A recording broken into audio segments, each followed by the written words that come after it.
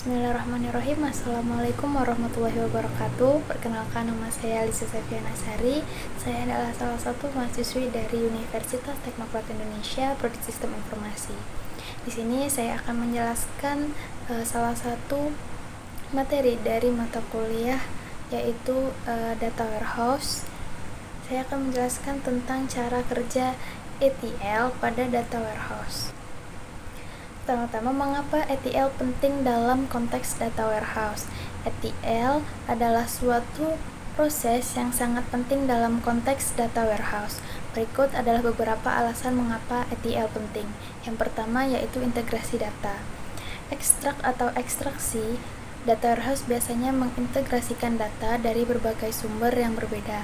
Proses ekstraksi memungkinkan untuk mengambil data dari berbagai sumber, termasuk database operasional, file teks, spreadsheet, dan sumber data lainnya. Yang kedua ada transform atau transformasi. Data dari sumber yang berbeda mungkin memiliki format, struktur, dan kualitas yang berbeda. Proses transformasi memungkinkan untuk membersihkan, merapihkan, dan mengubah data ke format yang konsisten dan dapat dipahami oleh data warehouse. Yang kedua ada kualitas data. ETL membantu meningkatkan kualitas data dengan memberikan kesempatan untuk menormalkan data, mengatasi ketidaksesuaian, dan menangani masalah integritas data. Ini memastikan bahwa data yang dimuat ke dalam data warehouse dapat diandalkan dan konsisten. Yang ketiga ada optimasi kinerja. Proses transformasi ETL dapat digunakan untuk mengoptimalkan kinerja data warehouse, misalnya data yang diindeks atau disusun ulang untuk meningkatkan kecepatan pencarian dan query. Yang keempat ada agregasi dan summarization. ETL memungkinkan pembentukan data agregat dan ringkasan. Ini membantu dalam meningkatkan kinerja query dan laporan, karena data yang sudah diolah dapat disimpan secara terpusat dan diakses dengan lebih efisien. Yang kelima ada struktur data warehouse. ETL membantu dalam mengembangkan struktur data warehouse dengan memastikan bahwa data yang dimuat sesuai dengan skema data warehouse yang telah ditentukan. Ini termasuk pembuatan tabel dimensi, tabel fakta, dan hubungan antar tabel. Yang keenam ada pemeliharaan riwayat atau history data. ETL dapat digunakan untuk mengolah data sejarah atau historical data.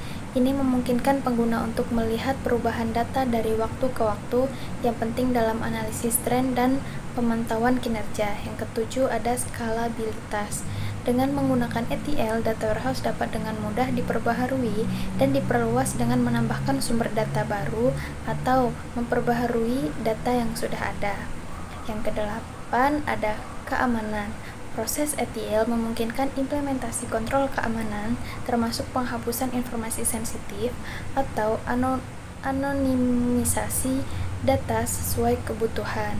Pentingnya ETL dalam konteks data warehouse tidak hanya terletak pada pemrosesan data, tetapi juga pada bagaimana data disiapkan dan diorganisir agar menjadi sumber informasi yang kuat dan dapat diandalkan untuk analisis. Selanjutnya ada penjelasan tentang tahap ekstraksi. Tahap ekstraksi dalam proses ETL adalah langkah pertama di mana data diambil dari berbagai sumber. Pada tahap ini, informasi penting diekstrak dari sumber data seperti database operasional, file teks, atau sistem lainnya. Proses ekstraksi ini mencangkup pemilihan data yang diperlukan dan transfer data ke area sementara untuk diproses lebih lanjut. Data yang diekstrak dapat berasal dari berbagai format dan struktur, dan tujuan utamanya adalah membawa data ke dalam lingkungan ETL untuk dilakukan transformasi sebelum dimuat ke dalam data warehouse. Tahap ekstraksi merupakan fondasi untuk memulai proses pengolahan data selanjutnya dalam rangkaian ETL bisnis. Dalam konteks SQL, proses ekstraksi data biasanya melibatkan perintah-perintah SQL yang sesuai untuk mengambil data dari sumbernya.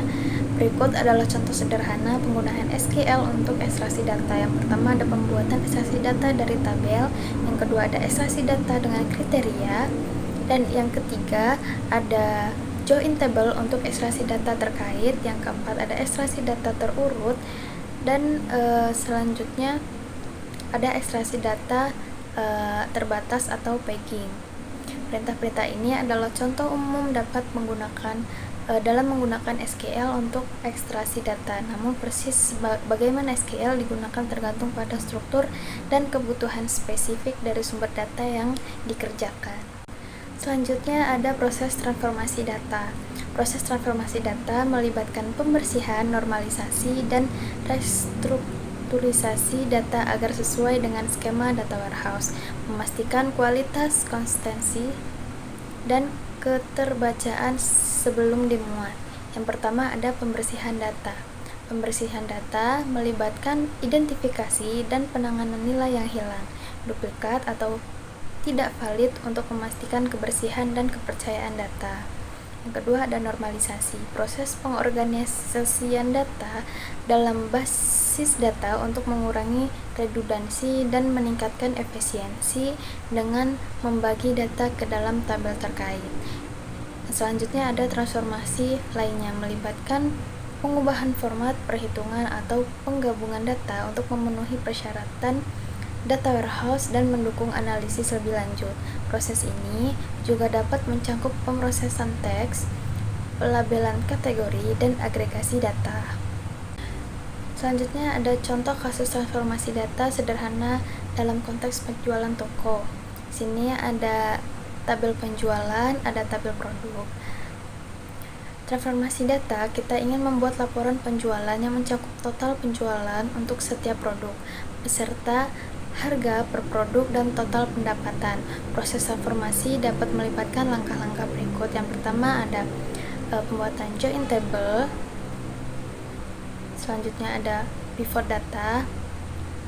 Yang ketiga ada agregasi data. Dalam contoh ini, proses transformasi data menghasilkan laporan penjualan yang lebih terstruktur dengan informasi yang relevan dan mudah diinterpretasikan. Langkah-langkah ini mencakup penggabungan data dari dua tabel, perhitungan kolom baru, dan agregasi data untuk mendapatkan ringkasan yang lebih inovatif. Selanjutnya ada langkah-langkah dalam tahap loading beserta gambarannya.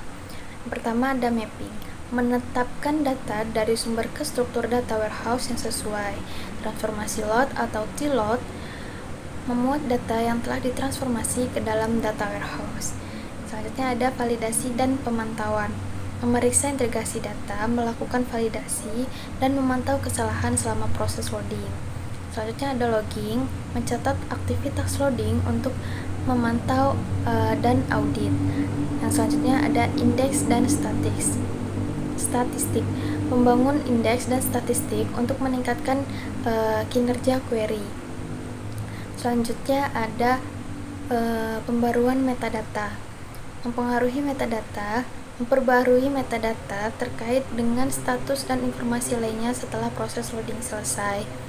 Selanjutnya tahap loading atau pemutaran dalam proses ETL atau ekstraksi, transformasi, dan pemuatan melibatkan transfer data yang sudah diolah dari proses transformasi ke dalam penyimpanan data yang permanen. Seperti data warehouse berikut adalah langkah-langkah umum dalam tahap loading. Yang pertama, persiapkan tabel target. Yang kedua, pemilihan metode pemuatan. Yang ketiga ada pemuatan data. Yang keempat ada optimasi kinerja. Yang kelima ada pemeliharaan riwayat data, itu opsional. Yang keenam ada pemantauan kinerja dan kesalahan. Selanjutnya ada ilustrasi pemuatan data dalam data warehouse. Sini kita misalkan kita memiliki data hasil transformasi seperti berikut. Data ini akan dimuat ke dalam tabel target di dalam data warehouse. Penggunaan perintah SQL insert dapat terlihat sebagai berikut. Tabel target di dalam data warehouse akan tampak seperti ini setelah pemuatan, seperti di bawah ini. Selanjutnya, ilustrasi ini menunjukkan bagaimana data yang telah diolah dan ditransformasi disimpan dalam data warehouse setelah proses pemuatan. Data tersebut sekarang dapat digunakan untuk analisis lebih lanjut dan pengambilan keputusan bisnis di lingkungan data warehouse.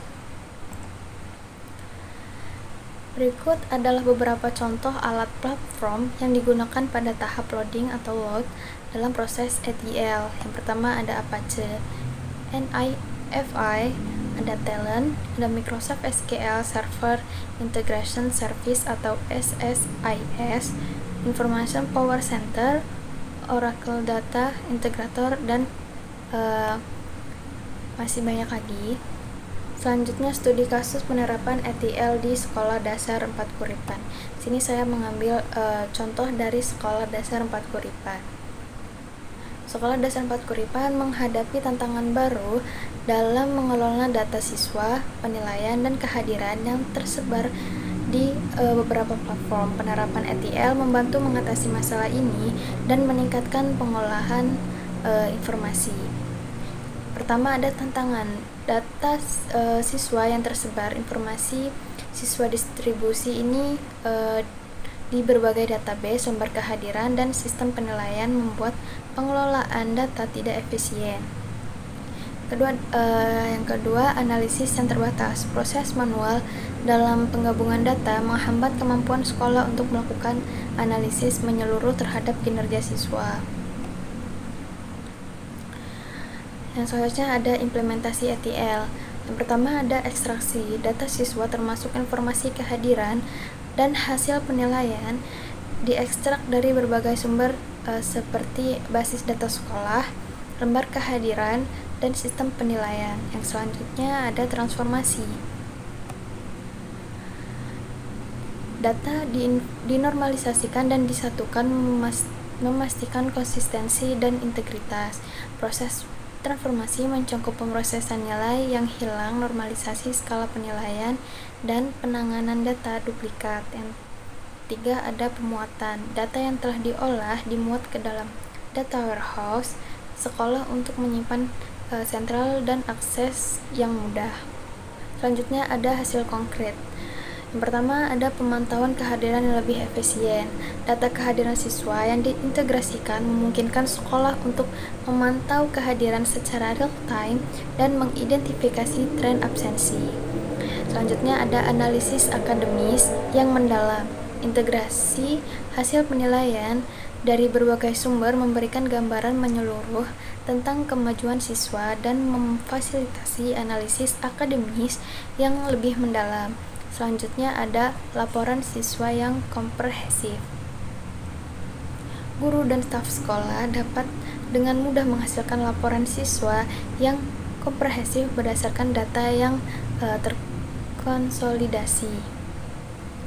Nah, selanjutnya ada pengambilan keputusan berbasis data dengan akses mudah ke data yang terkonsolidasi.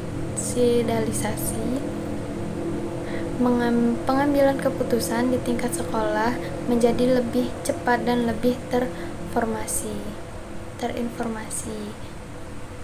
Yang terakhir ada kesimpulan. Penerapan ETL di Sekolah Dasar 4 Kuripan ini memberikan hasil konkret berupa efisien pengelolaan data, pemantauan kehadiran yang lebih baik, dan kemampuan analisis akademis yang lebih mendalam.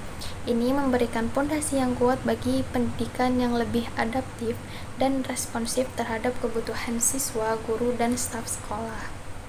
Selanjutnya, ringkasan poin-poin utama cara kerja ETL pada data warehouse. Ada apa aja sih? Yang pertama ada tahap pemutaan atau ETL. Ada ekstraksi, transformasi, atau transform, pemutaan atau load. Yang kedua ada penyimpanan data dalam data warehouse. Data diorganisir dalam dimensi dan fakta, skema bintang atau skema salju yang digunakan untuk struktur data warehouse, indeks partisi, dan metadata mendukung efisiensi dan manajemen data. Contoh alat atau platform yang digunakan, studi kasus, hasil konkret, dan kesimpulan. Kesimpulan ETL sendiri yaitu memainkan peran kunci dalam memastikan kualitas data di data warehouse, mendukung analisis data efektif, dan memfasilitasi pengambilan keputusan yang informasional. Saya rasa cukup sekian yang dapat saya sampaikan. Selebihnya saya mohon maaf atas kekurangan materi atau kesalahan kata dalam saya menjelaskan semuanya. Saya mohon maaf, dan jika ada pertanyaan boleh dipertanyakan di kolom komentar. Saya akhiri, wassalamualaikum warahmatullahi wabarakatuh.